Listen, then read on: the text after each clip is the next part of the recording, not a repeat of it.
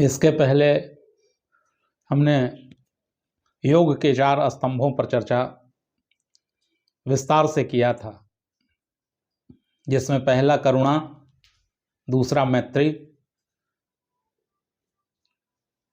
तीसरा मुदिता और चौथा उपेक्षा। आज हम उपेक्षा शब्द की चर्चा कर रहे हैं। उपेक्षा बड़ा ही गहन विषय है।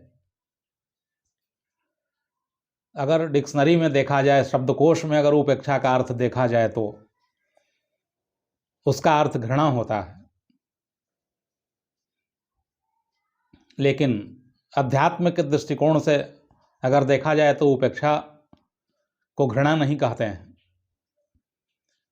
क्योंकि उपेक्षा में कई चीजें छुपी हुई हैं। उसमें करुणा भी छुपी हुई है, मैत्री भी छुपी हुई है, आनंद भी छुपा हुआ है, प्रसन्नता भी छुपी हुई है, लेकिन प्रचंड रूप से छुपी हुई है, गुप्त रूप से छुपा हुआ है, ऊपर से दिखाई नहीं देता है। इसलिए उपेक्षा को हमने सबसे मूल तत्व कहा है योग में,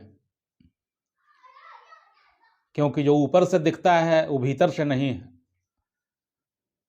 और जो भीतर से दिखता है वो ऊपर से नहीं है। जो दूसरों को उपेक्षा करता है,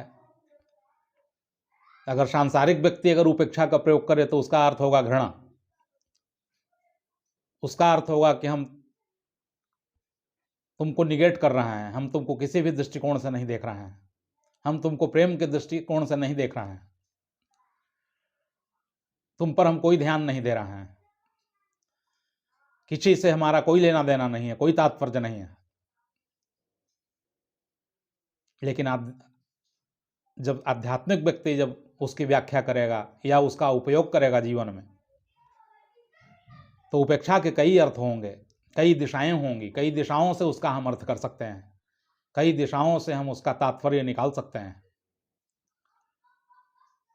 जैसे हमने अभी कहा कि उपेक्षा में करुणा भी छुपी हुई है, लेकिन चूंकि हमारे सामने कोई दुष्ट व्यक्ति उपस्थित है, तो संत तो दुष्ट होता नहीं है, संत के भीतर तो करुणा उपस्थित है, लेकिन जो करुणा लेने का अधिकार रखता है, करुणा का जो अधिकारी है, वह अपने ही अधिकारों से वंचित हो जा रहा है, क्योंकि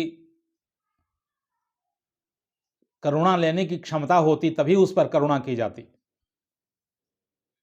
जैसे विप्रधेनु सुरसंत हित लिन्न मनुजवतार, रामायण में लिखा है कि विप्रधेनु और सुर का मतलब होता है देवता, यानी इस पृथ्वी के जो सरल लोग हैं, महान लोग हैं, उनको देवता कहा गया है। धेनु का अर्थ है गाय, गाय का मतलब होता है जो कि देता ही है, वह लेने के लिए पैदा नहीं लिया है, देने के लिए जो पैदा लिया है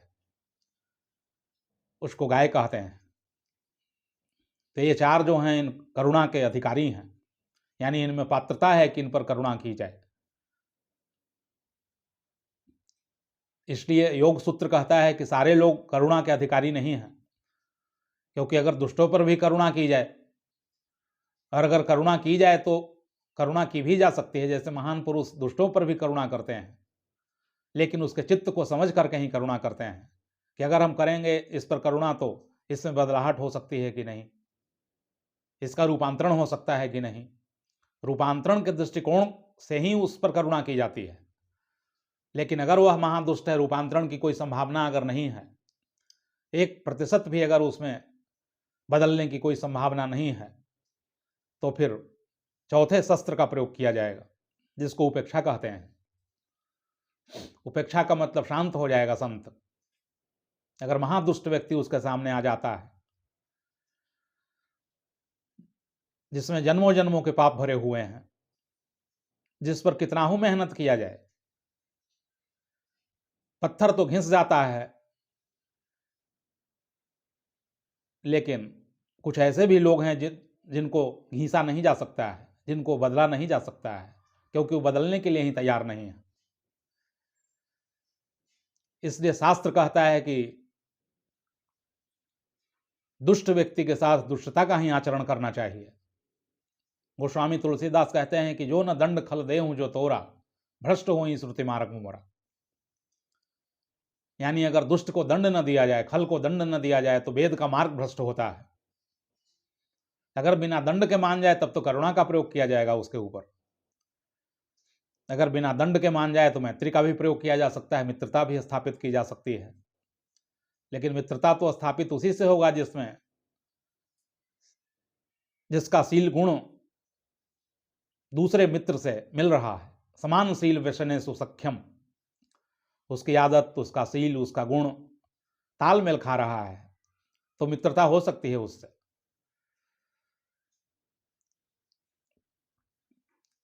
और मुदिता का मतलब हमने कहा था कि प्रसन्नता, चित्त की प्रसन्नता। तो उपेक्षा बड़ी गहरी बात है। उपेक्षा में सब छुपे हुए हैं। अगर बगल वाला तैयार हो तो उस पर करुणा भी की जा सकती है, लेकिन करुणा आंतरिक होगी, करुणा छुपा हुआ रहेगा, दिखाई नहीं पड़ेगा। अगर कोई उपेक्षा से भरा हुआ है ज्ञानी तो तब तो लगेगा कि हमारी तरफ ध्यान नहीं दे रहा है, हमसे न बोल रहा है। जैसे हम एक दिन ट्रेन में यात्रा कर रहे थे तो एक व्यक्ति से हम सब लोग सुन रहे थे प्रवचन हमसे।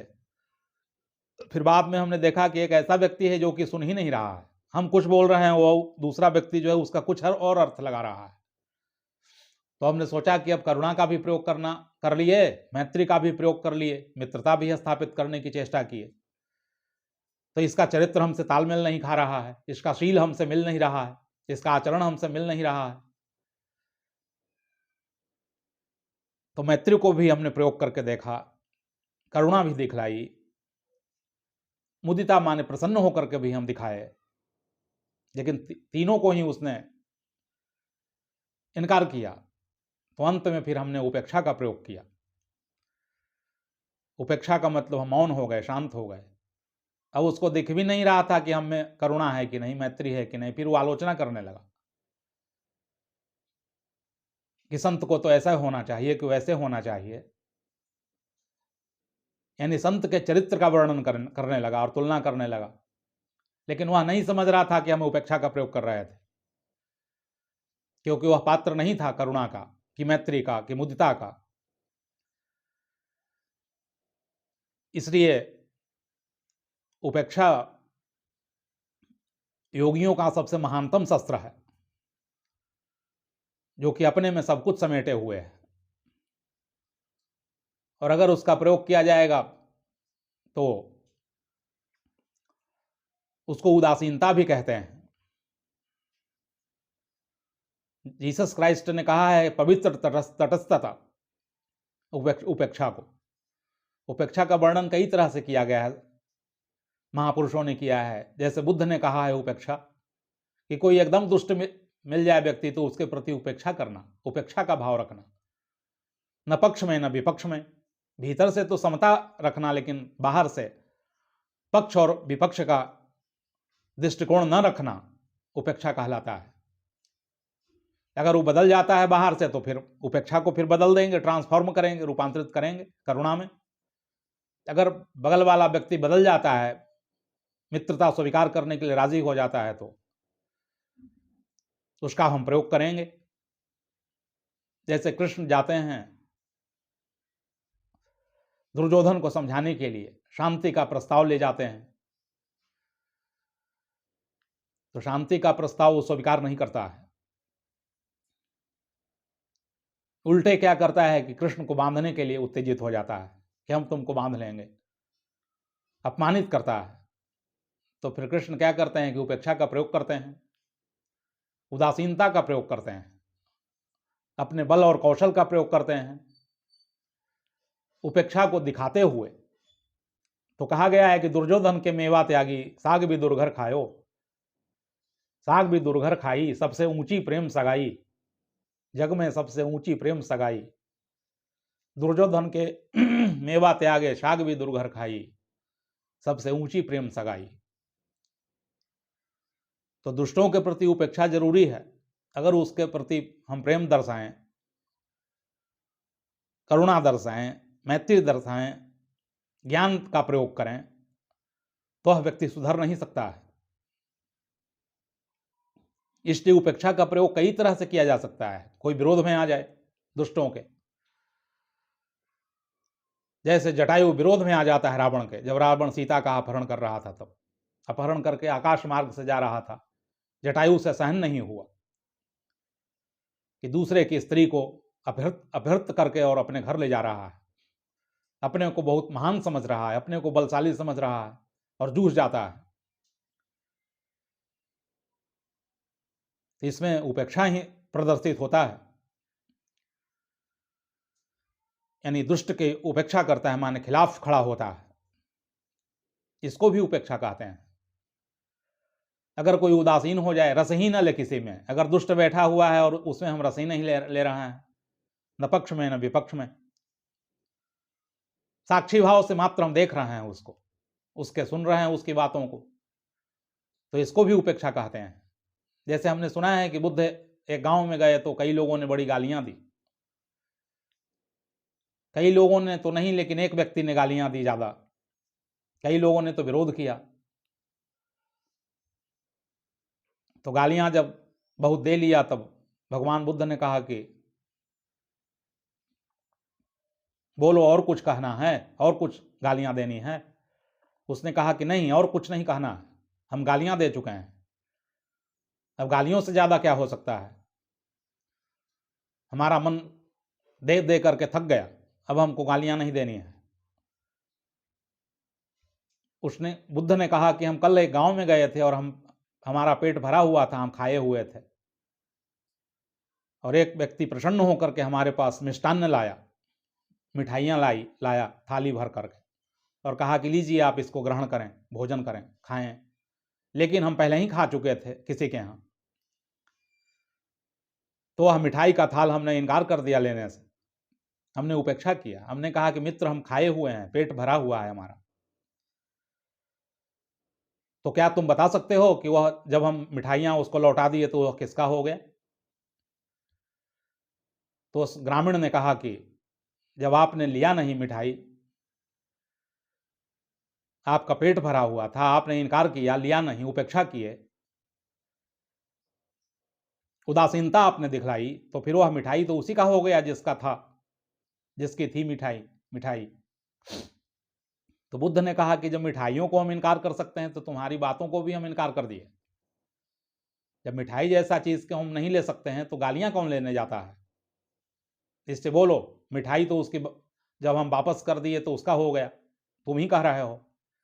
तो जब तुम्हारी गालियां हमने नहीं लिया, तो फिर वह गालियां किसकी हो गई? तो शर्म के मारे यह बात सुन करके वह झुक जाता है और चरणों में गिर जाता है और क्षमा याचना मांगता है गौतम बुद्ध से, और कहता है कि गालियां तो हमारे पास ही लौट करके आ गई, क्योंकि जब आपने लिया नहीं तो फिर वह तो हमारी ही हो गई सब। और फिर दूसरे ही दिन शिष्यता ग्रहण कर लिया। इसलिए कहने का मतलब है कि उपेक्षा बहुत बड़ी शक्ति है।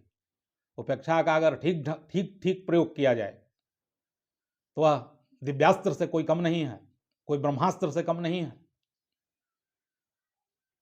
लेकिन उपेक्षा का प्रयोग करने के लिए गहन साधना की जरूरत है, क्योंकि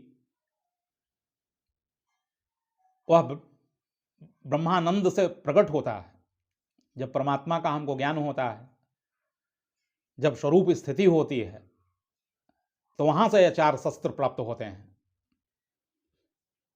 जो योग के 4 स्तंभ हैं, करुणा, मैत्री, मुदिता और उपेक्षा, यह ऐसे ही प्राप्त नहीं होते हैं। सांसारिक व्यक्तियों को प्राप्त नहीं हो सकता है, क्योंकि सांसारिक व्यक्ति करुणा नहीं कर सकता है। करुणावान वही होते हैं जो कि ज्ञानी पुरुष होते हैं, जिनमें कोई इच्छा नहीं होती है, जिनमें कोई कामना नहीं होती है, जो इच्छाओं को विजय प्राप्त कर लेते हैं, कामनाओं को जीत लेते हैं, जिनकी सारी स्पृहाएं समाप्त हो जाती हैं, तो उनमें करुणा उत्पन्न होती है। क्योंकि अब तो कोई इच्छा है नहीं। वह प्रगट कृपाला, दीन दयाला, कौशल्या हितकारी, राम उतरते हैं, आते हैं, कि कृष्ण उतरते हैं, कि बुद्ध आते हैं, ये लोग कोई इच्छाओं को की पूर्ति करने के लिए नहीं आते हैं। कृष्ण ने गीता में कहा है कि मेरी कोई स्पृहा नहीं है कर्म के फलों में, इसलिए मुझको कर्म लिपायमान नहीं करते हैं। यानी इसका मतलब कि हम करुणा से आते हैं,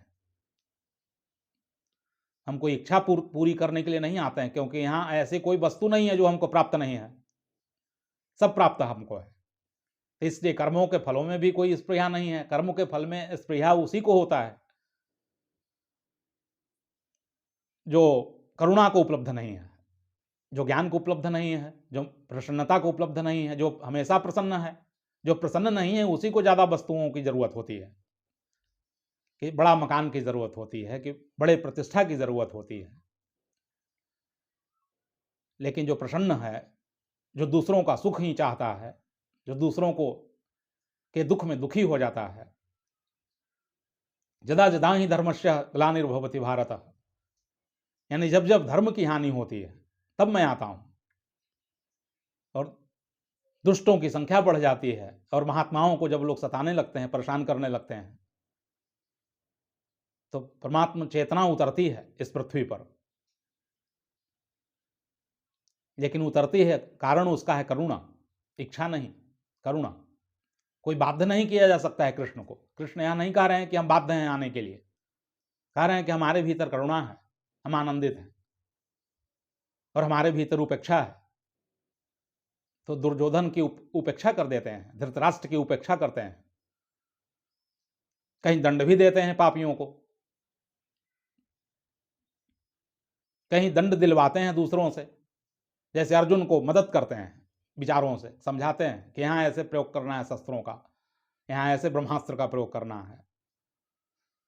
केवल विचारों का प्रयोग करते हैं, विचारों में उपेक्षा छुपी हुई है, विचारों में करुणा छुपी हुई है।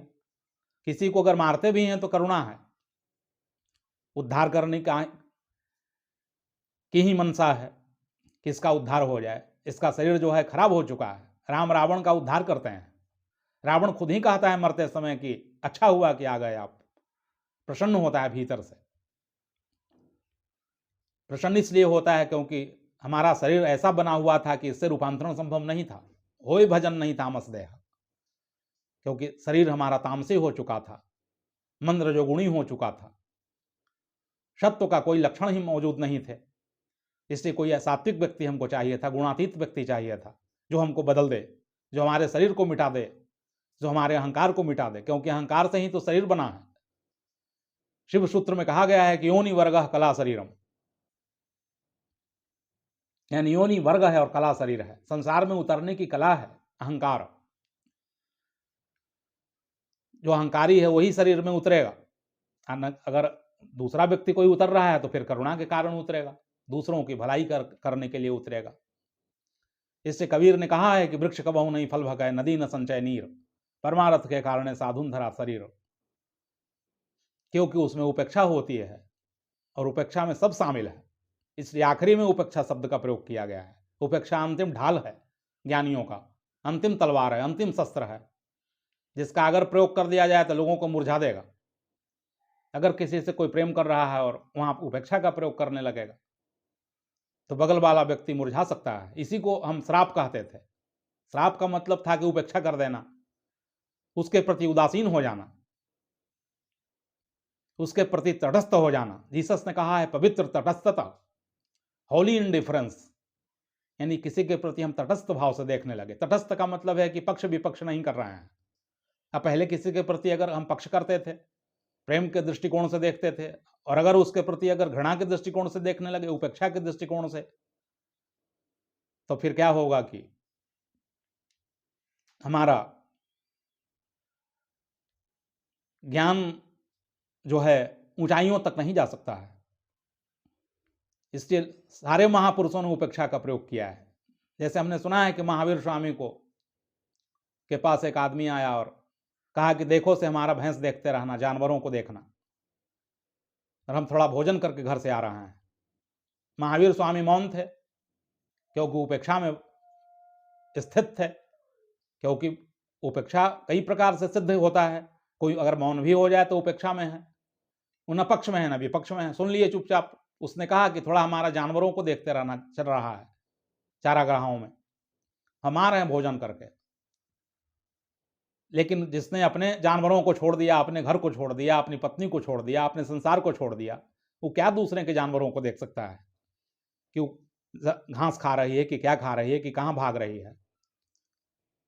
फिर क्या होता है कि उधर से वह व्यक्ति लौट करके आता है तो उसके जानवर भाग चुके थे दूर। फिर पूछता है महावीर स्वामी से कि बोलो सब हमारे जानवर कहाँ गए। महावीर स्वामी फिर भी मौन थे, फिर भी उपेक्षा के भाव में थे, घृणा के भाव में न थे, उपेक्षा के भाव में थे। उपेक्षा के मतलब कि बस साक्षी भाव, हम देख रहे हैं कि क्या हो रहा है। कोई जानवर घास खा रही है तो देख रहे हैं, नहीं खा रही है तो देख रहे हैं। बस स्वयं को देखना उपेक्षा कहलाता है। स्वयं को देखने के बाद जो भी प्रत्युत्तर आता है भीतर से उसका प्रयोग करना भी। तो फिर कहता है कि लगता है कि तुमने हमारे जानवरों को चुरा लिया, दुष्ट। और कान में क्या करता है कि कहता है कि सुनाई तुमको नहीं पड़ रहा, बहरे हो तुम लगते हो कि। और कान में क्या करता है कि लकड़ी तोड़ करके और ठोकाई कर देता है। महावीर स्वामी के पर्दे फट जाते हैं कान के। हमने सुना है कि देवता आ गए वहां, देवताओं को क्रोध उत्पन्न हो गया। महावीर स्वामी को क्रोध उत्पन्न नहीं हुआ, क्योंकि उपेक्षा में जो जीता है उसमें क्रोध नहीं होता है। क्रोध पर विजय प्राप्त कर लेता है, तभी उपेक्षा को उपलब्ध होता है। अगर घृणा में कोई रहेगा तो क्रोध उसमें रहेगा। क्रोध जन्य स्थिति जब पैदा होगी तो घृणा पैदा होगा, और क्रोध जब समाप्त हो जाएगा, जब करुणा पैदा होगी, तब उपेक्षा का जन्म होता है। तो कान में ठोक दिया, लहू बह रहे थे उनके कान से। देवता आ गए, सब लोग आ गए, ब्रह्मा विष्णु महेश आ गए कि कहिए इसको हम दंड देते हैं, क्योंकि आप जैसे निरपराध व्यक्ति को इसने ऐसे किया है। महावीर स्वामी ने मौन में ही कहा, क्योंकि बोलते तो थे नहीं, मौन चल रहा था उनका। उन्होंने कहा देवताओं से कि नहीं, कोई बात नहीं है, हो सकता है पिछले जन्मों में हमने कोई गलती की होगी इससे, आप जा सकते हैं, आप परेशान न हो। करीब करीब सारे महापुरुषों के जीवन में ऐसा उल्लेख है। जैसे कृष्ण को एक व्याधा बाण मार देता है रात, क्योंकि सोचता है कि कोई जानवर पैर करके बैठा हुआ है, क्योंकि तलवे को ऊपर करके बैठे हुए थे, लेटे हुए थे, और तलवे को ऊपर किए हुए थे, उसमें बाण मारता है। और फिर आता है तो कृष्ण जरा सा भी दुखी नहीं होते हैं। कहते हैं कि उपेक्षा के भाव से कहते हैं, प्रसन्नता के भाव से कहते हैं कि नहीं, पीछे जन्मों में हमसे कुछ मिस्टेक हो गया था, तुम बाली थे और तुमको हमने छुप करके मार दिया था, इसलिए ऐसा हुआ है, इसमें गलती मानने की जरूरत नहीं है। लेकिन हर जगह इस तरह का प्रयोग करना उचित नहीं है, क्योंकि हमने कहा कि उपेक्षा बहुत गंभीर शब्द है।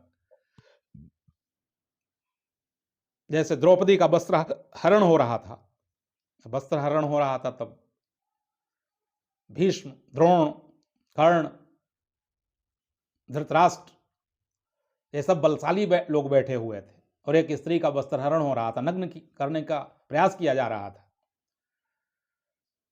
तो क्या करते हैं कि वहां उपेक्षा का प्रयोग कर देते हैं, तटस्थता का प्रयोग कर देते हैं। पवित्र तटस्थता का प्रयोग नहीं करते हैं, क्योंकि अगर उपेक्षा भीतर होती, पवित्र तटस्थ रूप से तटस्थ होते, तो फिर प्रयोग करते अपने शक्तियों का। क्योंकि हर जगह उपेक्षा मौन रहने के लिए नहीं कहता है, कहीं कहीं पर मौन रहने की जरूरत है। कहीं उपेक्षा बोलती भी है भीतर से कि अब ऐसा करो, देश काल और परिस्थिति के हिसाब को देख करके, क्योंकि देश काल क्या कह रहा है, परिस्थिति क्या कह रही है, इसको देख करके उपेक्षा का प्रयोग करना है। उपेक्षा मतलब हर जगह तटस्थ हो जाना ठीक नहीं है, हर जगह मौन हो जाना ठीक नहीं है। इससे कृष्ण ने एक बार पूछा था भीष्म से, क्योंकि भीष्म ने कहा कि हमने आज तक जीवन में कोई गलती नहीं की है। कृष्ण ने कहा कि नहीं, आपने गलतियां कई बार की है, आपने ब्रह्मचर्य का व्रत लिया, लेकिन वह व्यक्तिगत था आपका, धर्म कोई व्यक्तिगत नहीं होता है। और आपने भरी सभा में जब द्रौपदी का वस्त्र हरण हो रहा था तो उसमें आपने शस्त्रों का प्रयोग नहीं किया। क्या आपकी आत्मा नहीं कह रही थी कि शस्त्र का प्रयोग किया जाए? क्या आत्मा कह रही थी कि उपेक्षा का प्रयोग किया जाए, मौन का प्रयोग किया जाए?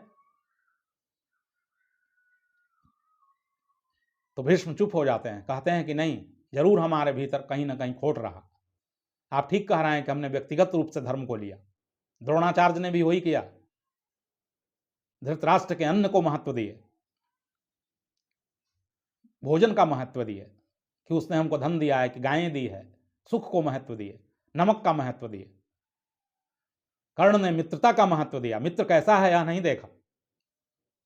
मित्र अगर दुष्ट है तो उसके प्रति हमको करुणा का व्यवहार नहीं करना है, कि मैत्री का व्यवहार नहीं करना है। मैत्री के योग्य व्यक्ति होना भी चाहिए। और क्या करता है दुर्योधन की हथकंडा बना लेता है कर्ण को। कर्ण बहुत महान थे, इसमें कोई दो मत नहीं है, लेकिन बुरे लोगों का जब आप साथ देंगे तो आपकी महानता समाप्त हो सकती है और आप कभी भी जीवन में प्रगति नहीं कर सकते हैं, उन्नति नहीं कर सकते हैं, जागृति नहीं होगी आप में, जागरण नहीं हो सकता है। इससे उपेक्षा